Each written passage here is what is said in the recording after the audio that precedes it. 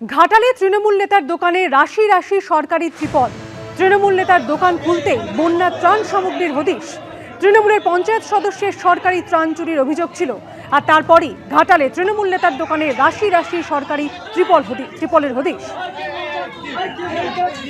অঞ্চলে বেশ কিছু ত্রাণ নয় হয়েছে, তার মোটামুটি পাওয়া গেছে। গতকাল সকালে আমরা এসেছিলাম প্রায় 11টা নাগাদ।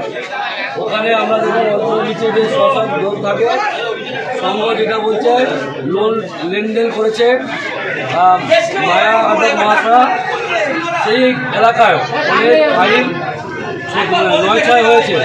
ফাইল ঠিক করে গোছানো ছিল না, আবার দ্বিতীয়বার ফোন না আসতে চলেছে। যাতে না আমাকে যাতে না দোষ পেতে, আমি সেই জন্য আইনে আপনি আমাদেরকে বললেননি কেন?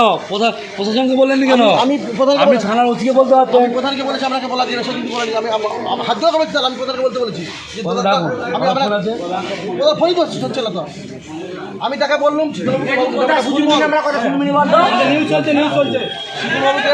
ব্যাপারটা বুঝিয়ে বল, এইসব জিনিস আমার কাছে রেখেছো। আমি মাঝখান থেকে সাথে নাই পাঁচে নাই, আমি নিরীহ লোকটা মারও খাবো আর লোকের কাছে অসম্মান হবো।